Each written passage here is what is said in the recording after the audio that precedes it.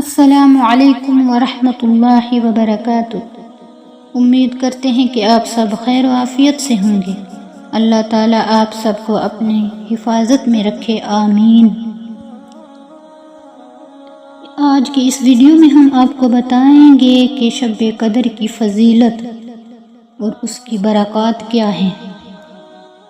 اللہ تعالیٰ کا ارشاد ہے، اِنَّا أَنزَلْنَاهُ فِي لَيْلَةِ الْقَدْرِ، بے شک ہم نے اس قرآن کو شب قدر میں نازل کیا، یعنی بے شک ہم نے اس قرآن مجید کو لوح محفوظ سے آسمان دنیا کی طرف یکبارگی سے شب قدر میں نازل کیا۔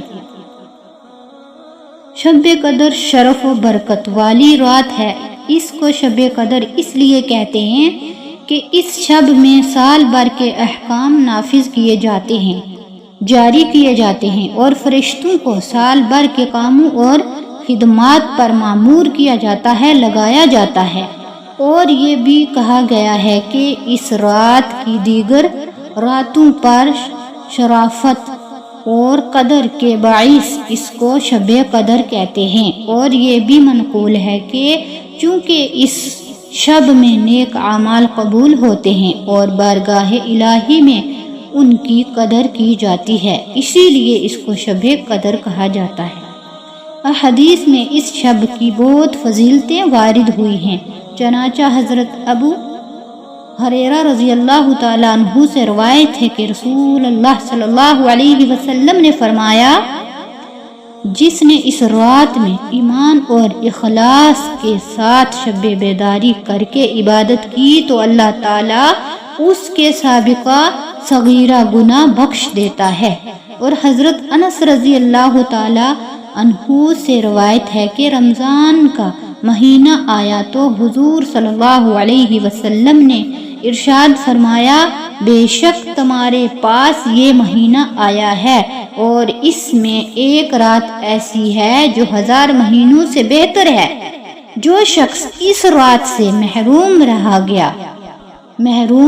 گیا تو وہ تمام نیکیوں سے محروم رہا، اور محرومی وہی محروم رہے گا جس کی قسمت میں محرومی لکھی ہے۔ لہٰذا ہر مسلمان کو چاہیے کہ وہ یہ رات عبادت میں گزارے اور اس رات میں کثرت سے استغفار کرے، جیسا کہ حضرت عائشہ صدیقہ رضی اللہ تعالی عنہا فرماتی ہیں کہ میں نے عرض کیا، یا رسول اللہ صلی اللہ علیہ وسلم، اگر مجھے معلوم ہو جائے کہ لیلۃ القدر کون سی رات ہے تو اس رات میں کیا کہوں؟ ارشاد فرمایا، تم کہو، اللہم انک عفو کریم تحب العفو فاعف عنی۔ ایک جگہ پہ انا لکھا ہے لیکن یہاں پہ انی لکھا۔ اے اللہ، بے شک تو معاف فرمانے والا کرم کرنے والا ہے، تو معاف کرنے کو پسند فرماتا ہے، تو میرے گناہوں کو بھی معاف فرما دے۔ نیز آپ رضی اللہ تعالی عنہا فرماتی ہیں، اگر مجھے یہ معلوم ہو جائے کہ کون سی رات لیلۃ القدر ہے تو میں اس رات میں یہ دعا بکثرت مانگوں گی، اے اللہ، میں تجھ سے مغفرت اور عافیت کا سوال کرتی ہوں۔ شب قدر سال بھر میں ایک مرتبہ آتی ہے۔ یاد رہے کہ سال بھر میں شب قدر ایک مرتبہ آتی ہے، اور کثیر روایات میں بہت زیادہ جو روایات ہیں اس سے ثابت ہیں کہ وہ رمضان المبارک کے آخری عشرہ میں ہوتی ہے، اور اکثر اس کی بھی طاق راتوں میں سے کسی ایک رات میں ہوتی ہے۔ بعض علماء کے نزدیک رمضان المبارک کی 27ویں رات شب قدر ہوتی ہے، اور یہی حضرات امام اعظم رضی اللہ تعالی رحمہ اللہ سے مروی ہے۔ شب قدر کو پوشیدہ رکھے جانے کی وجوہات کیا ہیں اور کیوں اللہ تعالیٰ نے اس کو پوشیدہ رکھا؟ امام فخر الدین رازی رحمت اللہ تعالی علیہ فرماتے ہیں، اللہ تعالیٰ نے شب قدر کو چند وجوہات کی بنا پر پوشیدہ رکھا ہے۔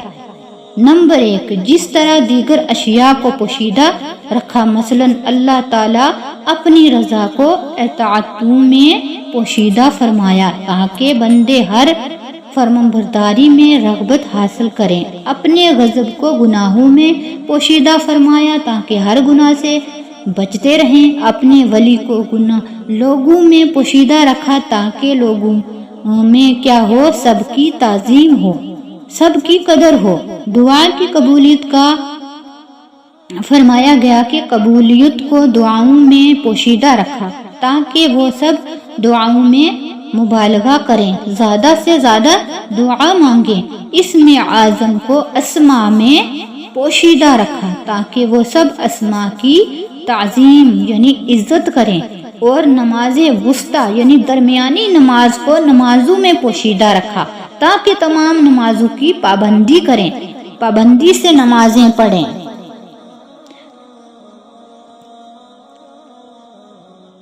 توبہ کی قبولیت جو ہے اس کو بھی اللہ تعالیٰ نے پوشیدہ رکھا تاکہ بندہ توبہ کی تمام اقسام پر ہمیشگی اختیار کرے، اور موت کا وقت پوشیدہ رکھا تاکہ بندہ خوف کھاتا رہے۔